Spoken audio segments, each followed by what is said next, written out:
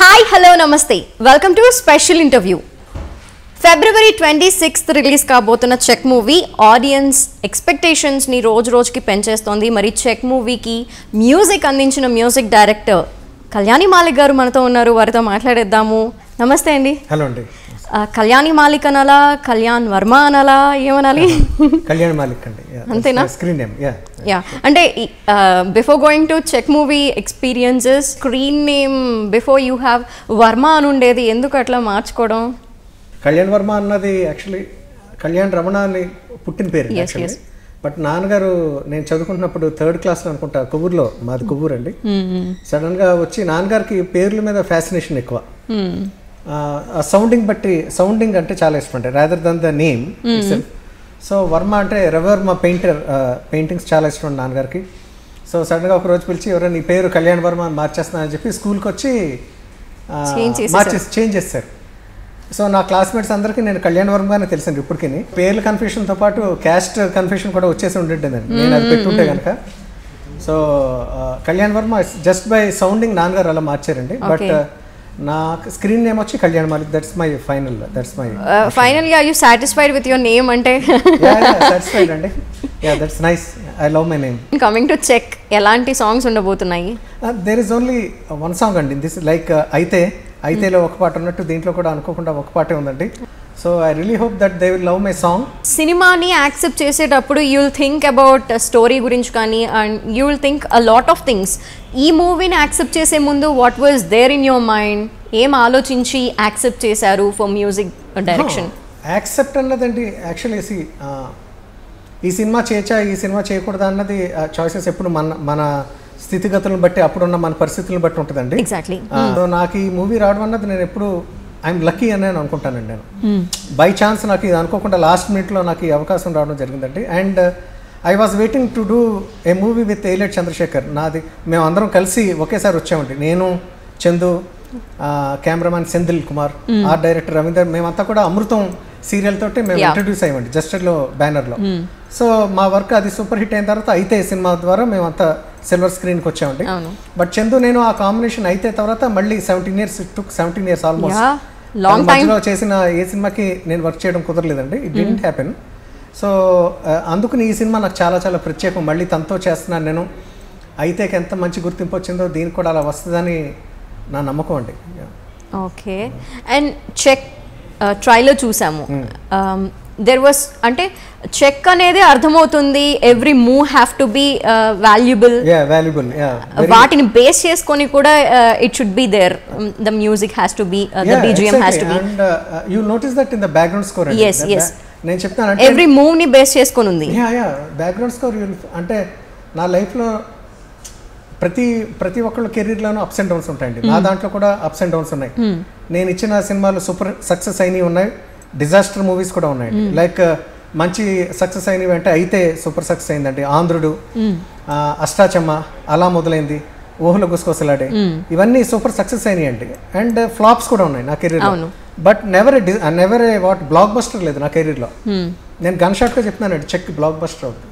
This will be my first blockbuster ever. Super. I'm so confident. I can see it. So confident అండి. అంటే చందు ఎంత బాగా తీసాడంటే cinema, దీంట్లో నితిన్ మీరు వేరే నితిన్ చూస్తారండి దీంట్లో. ట్రెమెండస్. అంటే తన పెర్ఫార్మెన్స్ ఎంత అద్భుతంగా ఉంటుందంటే you will never believe that as an actor. అంటే తను ఒక్కసారి ఒక 10 మెట్లు ఎక్కుతాడు తను. అన్బిలీవబుల్ స్క్రీన్ ప్లే, అన్బిలీవబుల్ అదేంటంటే మొత్తం సినారియో చాలా టోటల్ డిఫరెంట్గా ఉంటుంది. ఓకే.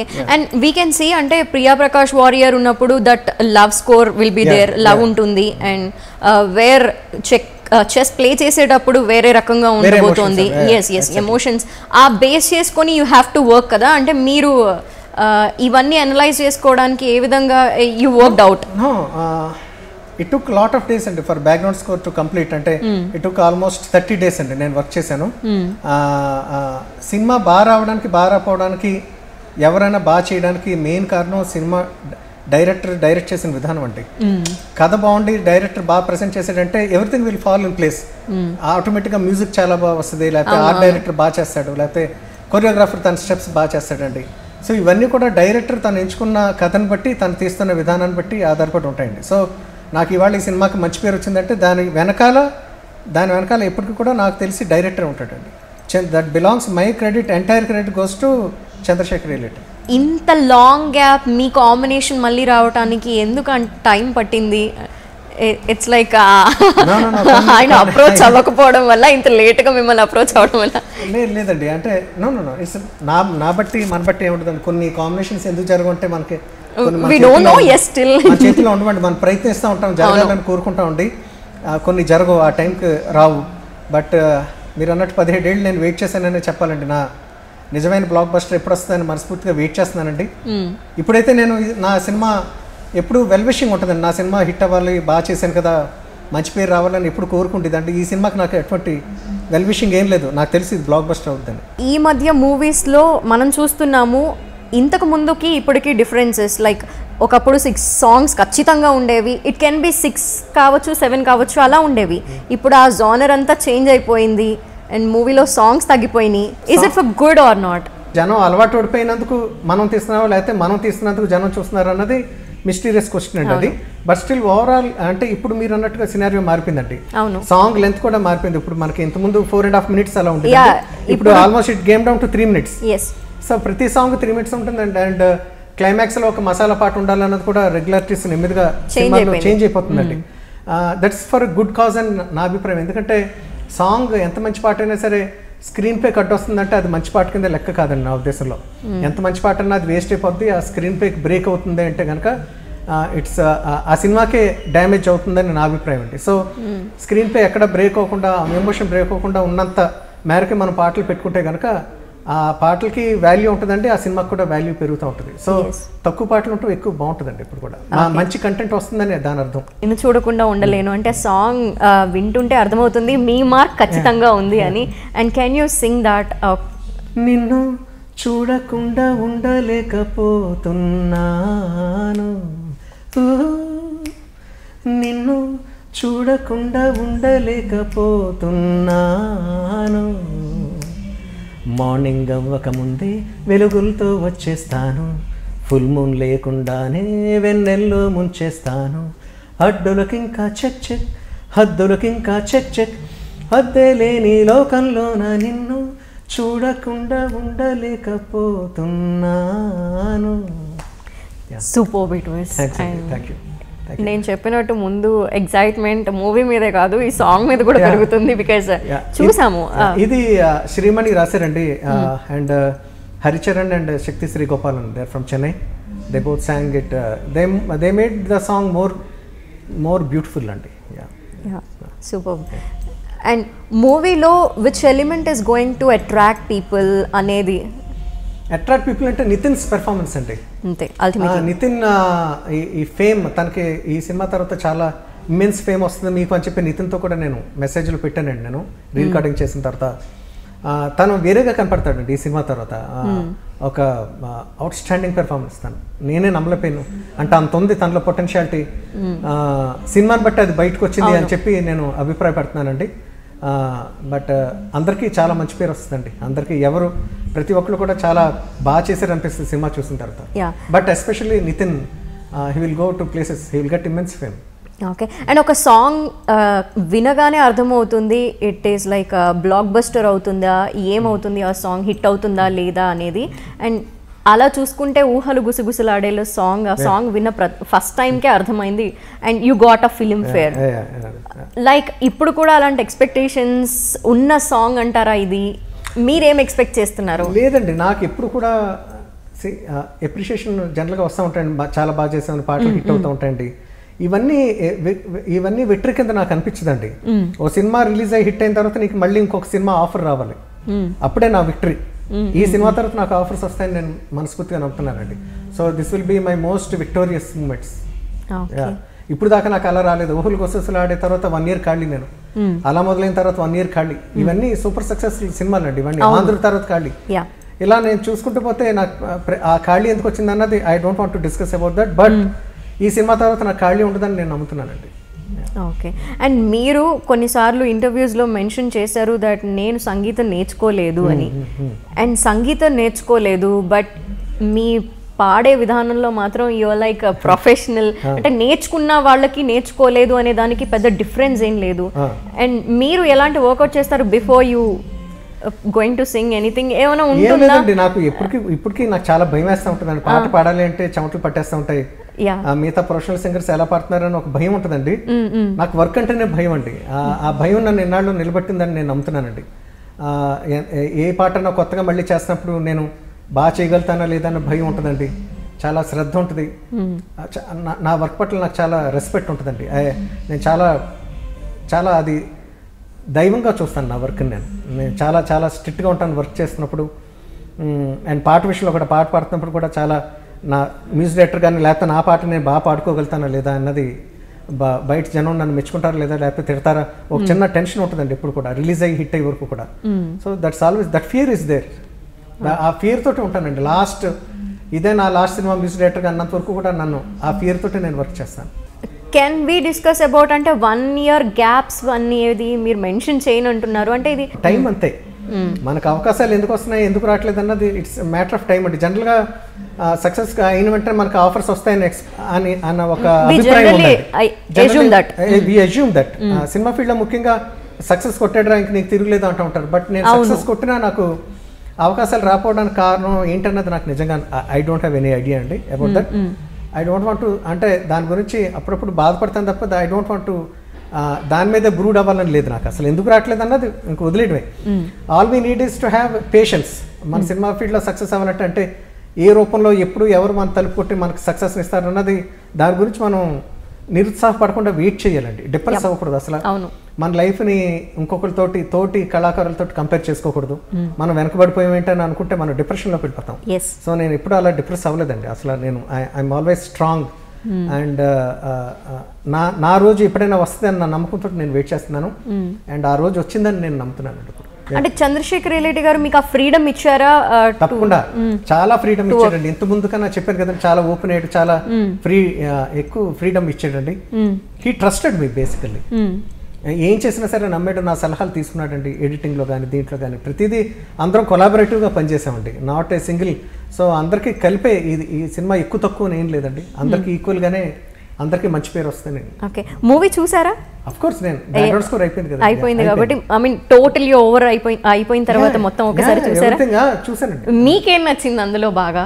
చాలా అంటే చాలా చాలా ఫైట్ సీక్వెన్సెస్ చాలా బాగుంటాయండి. ఎవరు ఎక్స్పెక్ట్ చేయరు చంద్ర సినిమాలో చాలా కమర్షియల్ టింజ్ ఉంటుందండి. దీంట్లో ఆర్టిస్టిక్ ఒక క్లాసిక్ సినిమా చూస్తూ దాంట్లో ఒక సెమీ కమర్షియల్ ఇది ఉంటాయండి. దీంట్లో ఎలిమెంట్స్ ఉంటాయండి. రకుల్ ప్రీత్ సింగ్ పెర్ఫార్మెన్స్ అండి, ప్రియా వారియర్ గ్లామర్ అండి. అండ్ నితిన్ జైల్ సీక్వెన్సెస్లో చెస్ ఆడుతున్నప్పుడు చెస్ నేర్చుకునే విధానం, తనలో ఉన్న జీనియస్ ఎలా బయటకు వచ్చాడు ఆ సెల్లో ఉన్నప్పుడు అన్నది గొప్ప. చాలా షార్ట్స్ చాలా బాగా తీసాడు తను. చాలా అసలు హోల్ సినిమా చాలా మెస్మరైజింగ్గా ఉంటుందండి. డిఫరెంట్ అట్మాస్ఫియర్ అసలు మనం ఎక్స్పెక్ట్ చేయం. చాలా రెగ్యులర్ సినిమాకి అసలు దీనికి అసలు సంబంధం లేదు. అంటే ఆడియన్స్ ని అట్రాక్ట్ చేసే ఎలిమెంట్ ఏంటి అంటే జనరల్ గా ఒక కొత్త సబ్జెక్ట్ తో వస్తున్నారు అంటే దేర్ విల్ బి సంథింగ్ అనుకుంటేనే పీపుల్ లైక్ చేస్తున్నారు ఈ రోజుల్లో. సో అలాంటి ఎలిమెంట్ ఏముండబోతుంది? Element Chandu itself is the element అండి. ఇక్కడ చంద్రశేఖర్ అనగానే తను చాలా యూనిక్ సబ్జెక్ట్స్ తోటి చేస్తాడు. చాలా తక్కువ సినిమాలు చేసినప్పటికీ కూడా అన్న తనకున్న గుడ్ విల్. తను మీరు కమెంట్స్ ట్రైలర్ కింద కమెంట్స్ చూస్తే మీకు అర్థమవుతుంది. కొన్ని 10,000 కమెంట్స్ ఉన్నాయి, దాంట్లో 9,000 were appreciating Chandu. They are eagerly waiting for this movie అండి. సో తను డెవలప్ చేసుకున్న goodwill all these years. So Chandrasekhar reality that itself is selling point. 26th release అవబోతుంది కాబట్టి మీరందరూ డిస్కస్ చేసుకుంటే you people maybe excited or something. ఎలా ఉండబోతుంది అంటే వాళ్ళు ఎలా ఉన్నారు? అందరూ అంటే నేను ఇంత బ్లాక్ బస్టర్ అవుతుందని నేను చెప్తున్నా ధైర్యంగా. ఓ పక్కన రైలు పట్టాలు లాంటిదండి మనసు ఎప్పుడు కూడా.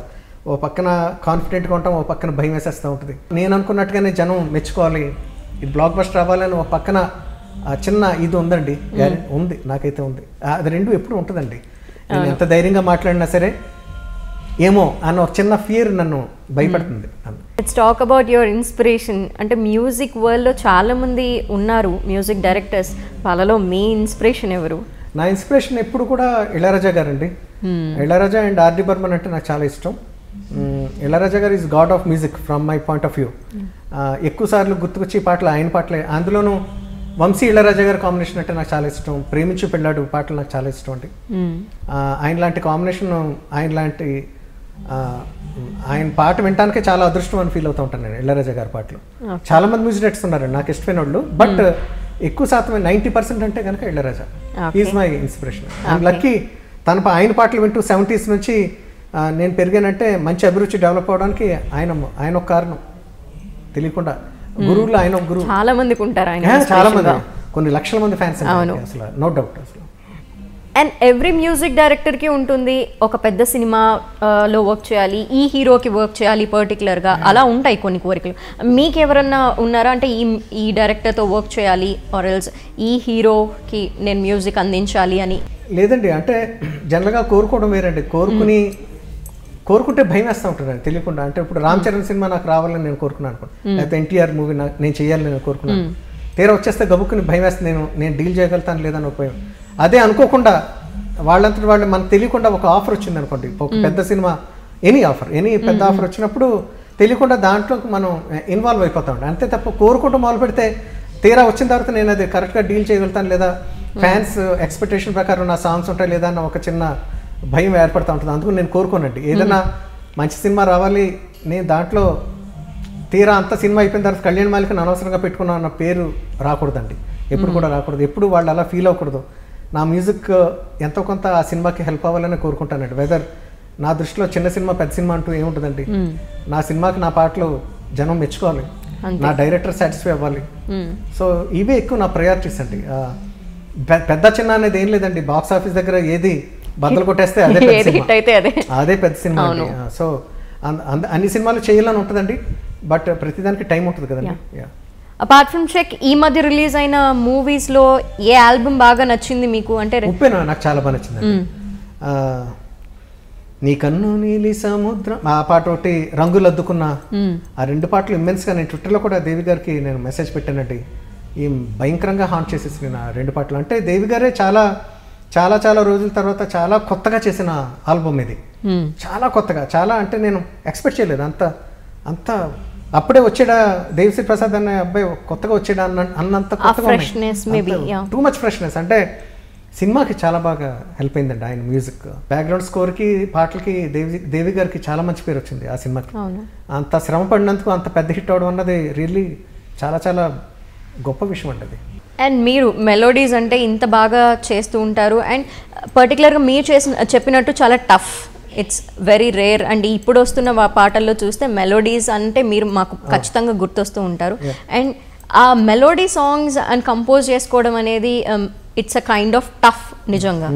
మరి మీరు ఎటువంటి ప్రిపరేషన్ చేస్తూ ఉంటారు? అంటే ఆ పీస్ ఆఫ్ మైండ్ కోసం you go alone or you be at a place, అలా ఏమైనా స్పెషల్గా ఉంటుందా? లేదంటే లేదండి, క్రియేషన్ పార్ట్, క్రియేటివిటీ ఎప్పుడు ఎక్కడి నుంచి పాట పడుతుంది అన్నది మనం చెప్పలేమండి, ఇంపాసిబుల్ అసలు.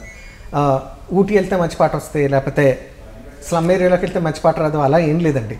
అది గబుకుని మీకు స్ట్రైక్ అవ్వాలి. నాకు అలా మెలోడీస్ అన్ని కూడా ఎలా వచ్చినాయి అంటే నార్మల్ గానే వచ్చేసినాయి, దానికి స్పెషల్ కేర్ తీసుకోవడం. పీపుల్ సెడ్ అండ్ సేస్ ఒక సర్టన్ ప్లేస్ లో పీస్ఫుల్ గా కూర్చుంటే మాకు ఆ పాటలో థాట్స్ వస్తూ ఉంటాయి. అది వాళ్ళకి అలాగా వాళ్ళ పెరిగిన విధానాన్ని బట్టి వాళ్ళ మూడ్ని బట్టి ఉంటుందండి. నాకైతే అలా ఎప్పుడు బయటకు వెళ్ళి చేసింది అలా ఏం లేదండి. కార్ డ్రైవింగ్ లో కూడా వస్తూ ఉంటాయండి. నార్మల్గా ఎక్కడున్నా సరే నేను ఇక్కడ నన్ను కూర్చొని కంపోజ్ చేయమంటే నేను చేసేస్తానండి. నాకు ఐ డోంట్ మైండ్, నాకు అసలు ఏది అడ్డు ఉంటుందండి మైండ్కి. మోటివేట్ చేయాలి అంతే ఆ సిచ్యువేషన్ అంటే, బట్ నన్ను అంతే మోటివేట్ చేస్తే సరిపోతుందండి. ఓకే, ఈ పాట కంపోజ్ చేసేటప్పుడు ఎలా అయింది అంటే ఇది నన్ను చాలా ఎక్కువ పట్టిందండి. చందు నన్ను చాలా నా బుర్ర తినేసాడు బాగా. 25 days పట్టిందండి ఈ ట్యూన్ నన్ను ఓకే చేయించుకోవడానికి. 25 days కూడా చాలా టెన్షన్గానే ఉన్నాను. ఆల్మోస్ట్ 75 ట్యూన్లు చేశాను నేను. 75 ట్యూన్స్ తను రిజెక్ట్ చేశాడు. బట్ తనలో ఉన్న గొప్ప లక్షణం ఏంటంటే విసుగు ఉండదు. ఇంకా రాలేదేంటి, ఇంకా చేయలేదేంటి, ఇంకా నేను అనుకున్న పాట రాలేదేంటి అన్న విసుగు చందులో ఎప్పుడు చూడమండి మనం. ట్రెమెండస్ పేషెన్స్ చూపెడతాడు, నమ్మకం చూపెడతాడు. నమ్మేడు అంటే అంత ప్రేమిస్తాడు. సో అది వస్తుంది, ఇవాళ కాకపోతే రేపు వస్తుంది. సో ఈ రోజు మంచి పాట వచ్చింది అంటే తన కారణం వల్లే చేయగలిగాను. అండ్ ద ట్రస్ట్ విషయం మాట్లాడాలంటే producers has to be trusted కదా, మనల మీద నమ్మకం పెట్టి. వాళ్ళ గురించి ఏం చెప్తారు? మెయిన్ థింగ్ వాళ్ళండి. ఇప్పుడు మూవీకి వాళ్ళే పిల్లర్స్. లాస్ట్ ఎక్కువ బలైపోయింది, ప్రొడ్యూసర్స్ బలైపోతారు నా అభిప్రాయం అండి. అందరూ సేఫ్ అయిపోతారు, మా రెమ్యునరేషన్స్ మాకు వచ్చేస్తాయి. సినిమా కరెక్ట్గా అమ్ముడవకపోతే, లేకపోతే కరెక్ట్గా బయర్స్ డిస్ట్రిబ్యూషన్ కరెక్ట్గా జరగకపోతే ప్రొడ్యూసర్ ఇరుక్కుపోతాడు కదా అని నాకు వాళ్ళ వైపు నుంచి నాకు ఎప్పుడు ఒక ఆందోళన ఉంటుందండి ఎప్పుడు కూడా. సో నా ప్రొడ్యూసర్ సేఫ్ అయ్యంటే కనుక I will be the most happiest person అండి. సో ఆ రకంగా నాకు ఆన్ టైం నాకు చాలా బాగా సపోర్ట్ చేశారు భవ్య క్రియేషన్స్, ఆనంద్ ప్రసాద్ గారు కానీ, అన్నే రవి గారు. ఈజ్ అవర్ ఎగ్జిక్యూటివ్ ప్రొడ్యూసర్ అండి. ఆయన ఫోన్ చేసినప్పుడల్లా అలర్ట్ అవుతూ ఉంటాం, భయం వేస్తుంది, అమ్మో ఏమంటారు ఇప్పుడు అన్ని కరెక్ట్గా ఉన్నాయి లేదా అని భయం వేస్తూ ఉంటాం ఆయన ఫోన్ కాల్తో. సో అన్ని సవ్యంగా జరుగుతున్నాయి. ఆన్ ప్రాపర్ టైం నా రెమ్యునరేషన్ కానీ, లేకపోతే సినిమాకి పెట్టవలసిన బడ్జెట్ అదంతా కూడా ఆన్ టైం నాకు ఆయన అందజేయడం వల్ల నేను కరెక్ట్గా నేను ప్రాపర్గా కోర్స్. నాకు చాలా మంది మాట్లాడేస్తారు కానండి, ఆన్ టైం మనకి అమౌంట్స్ అందచేయరండి, చాలా బ్యాలెన్స్ ఉండిపోతూ ఉంటాయి. But Bhavya creations is not one of those production companies.